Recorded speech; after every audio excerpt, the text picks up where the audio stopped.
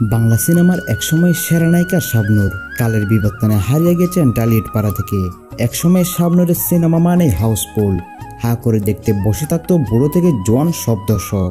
1993 সালে চাঁদিনী রাত সিনেমা দিয়ে চলচ্চিত্র জগতে অভিষেক ঘটে চিত্রনায়িকা শাবনূরের। সিনেমাটি ব্যবসায়িকভাবে সফল না হলেও সবার নজর কেড়েছিল শাবনূর। এরপর সেই সময় সফল অভিনেতা সালমান শাহের সাথে 1995 সালে জুটি বেঁধে অভিনয় করেন স্বপ্নের ঠিকানা নামে একটি চলচ্চিত্রে। আর সেই সিনেমাটি হিট হলে আর পিছনে ফিরে তাকাতে হয়নি শাবনূরকে। একের পর এক সিনেমা উপহার দিয়ে গেছেন ভক্তদের। এরপর অর্জন করেন একবার জাতীয় চলচ্চিত্র পুরস্কার সহ 13টি মেরিল প্রথম আলো পুরস্কার। একসময় জনপ্রিয় তুঙ্গে থাকা অভিনেত্রী অভিনয় জগৎকে বিদায় জানিয়েছেন বেশ কিছু বছর আগে। অনেকদিন হলো রূপালী জগৎ থেকে অনেকটাই দূরে শাবনূর। শুধু রূপালী জগৎ নয়, দেশের মায়া অনেক আগে ত্যাগ করেছে শাবনূর। বর্তমানে শাবনূর পরিবার নিয়ে অস্ট্রেলিয়ায় বসবাস করছেন তিনি, সাথে মেয়ে ইয়ানা সহ। তারপরও এই অভিনেত্রীর জনপ্রিয়তা এক বিন্দুও কমেনি।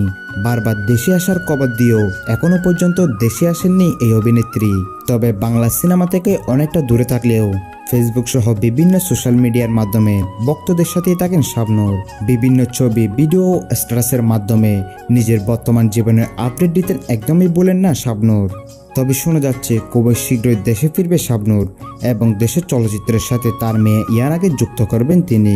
শোনা যাচ্ছে চলতি বছরের শেষের দিকে ভালোবাসার গণ নামে একটি চলচ্চিত্রে চুক্তিবদ্ধ হতে যাচ্ছে কিংবদন্তি শাবনূরের মেয়ে ইয়ানা। তবে বিষয়টি এখনো গুঞ্জন হিসেবে রয়েছে। অস্ট্রেলিয়ায় যাওয়ার পর মাত্র কয়েকবার দেশে এসেছিল শাবনূর। সাম্প্রতিক সময়ে এক সাক্ষাৎকারে শাবনূরের মেয়ে চলচ্চিত্র জগতে আসার কথা উঠলে তিনি বলেন, আমি আমার মেয়েকে সুশিক্ষায় শিক্ষিত করে দেশের নাম উজ্জ্বল করার মতো কাজে লিপ্ত করাতে চাই।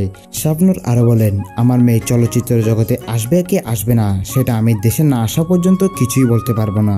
আর এখন দেশের সিনেমা ইন্ডাস্ট্রির পরিস্থিতি তেমন একটা ভালো না, এই বলে মিডিয়ায় ত্যাগ করেন শাবনূর।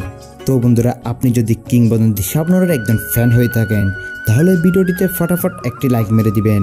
আর হ্যাঁ, মিডিয়া পাড়া নিয়ে সব খবরাখবর আমাদের চ্যানেলে পেতে চ্যানেলটি সাবস্ক্রাইব করে পাশে থাকা বেল আইকনটি বাজিয়ে দিবেন।